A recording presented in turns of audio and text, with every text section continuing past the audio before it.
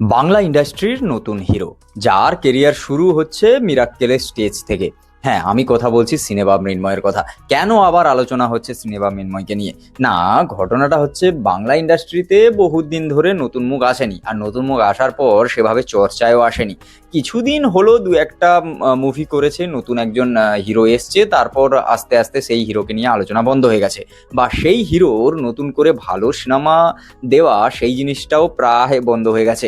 আমি কথা বলছি ওম থেকে শুরু করে এই ধরনের হিরো যারা হচ্ছে ইন্ডাস্ট্রিতে এলো, কিন্তু তাদেরকে সেইভাবে কাজ দেওয়া হলো না।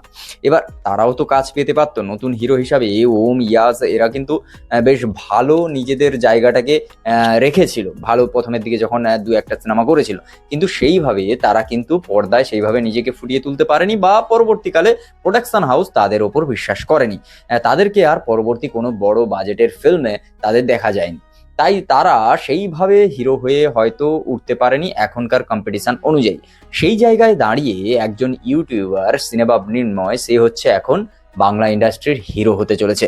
হ্যাঁ, তার সদ্যপ্রাপ্ত মুক্তি সিনেমা যেটা হচ্ছে খাঁচা, এখন সিনেমা হলে চলছে। আপনারা যান, গিয়ে দেখুন।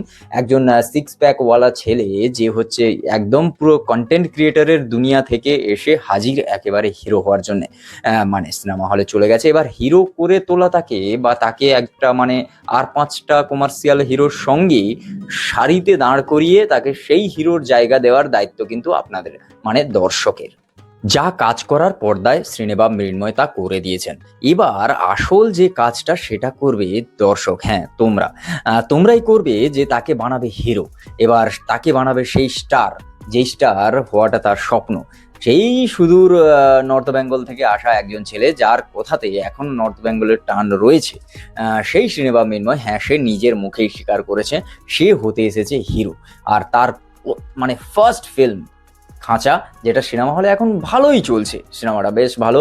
মিক্সড রিভিউ আছে, যে কিছু জনের ভালো লেগেছে, কিছু জনের খারাপ লেগেছে। যারা হচ্ছে এক্সপার্ট তারা হচ্ছে বিভিন্ন খুঁত যেগুলো রয়েছে সেগুলো তুলে ধরেছে, কিন্তু সেইভাবে কেউ কিন্তু রোস্ট করেনি, বা সেইভাবে সিনেমাটাকে নিয়ে কিন্তু কেউ একটা ভুলভাল কথা বলেনি। এর থেকে বোঝা যায় একজন ক্রিয়েটারকে সাপোর্ট করছে প্রচুর ক্রিয়েটার থেকে শুরু করে প্রচুর মানুষ, ভালোবাসা দিচ্ছে নর্থ বেঙ্গলের সবাই, তাকে আরো বেশি ভরিয়ে দিচ্ছে ভালোবাসাতে।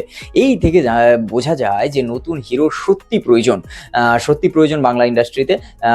হাতে গোনা ওই দু তিনজন হিরো ছাড়া বাংলা ইন্ডাস্ট্রিতে সেভাবে আর হিরো দেখা যায় না। আর সেভাবে নতুন হিরো আর মানে আসে না, আর যেগুলো আছে সে তাদের কাজও আসে না, আর যদি কাজ আসে তো সেগুলো সেইভাবে দাগ কাটতে পারে না। এবার দেখার যে এই নতুন হিরো তার ফার্স্ট প্রজেক্টে এরকম সাড়া ফেলানো কাজ করার পর এবার তার পরের প্রজেক্টে সে কিভাবে ফেরে, সেটাই দেখার।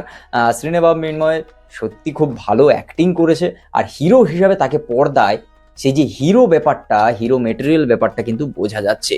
সেই ফিজিক থেকে শুরু করে, মানে একজন মানুষ যে মানে কি বলা যায়, সিনেমা ইন্ডাস্ট্রিতে এসছে, তাকে কেউ নিয়ে চলে এলো বা একটা করে দিল তা নয়। এটা যে ব্যাপারটা একেবারে যে সেই স্ট্রাগল করার যে বিষয়টা, সেটা কিন্তু লক্ষ্য করা যাচ্ছে বস। আর তার উপরে ভাই যেভাবে নিজেকে গ্রুম করা, তৈরি করা, তারপর পর্দায় আসা, এক সফট ভাই। সিনেমা মৃন্ময়ের কাজ দেখে তাকে হচ্ছে 10-এর মধ্যে 8 দিয়ে দেওয়াই যায়।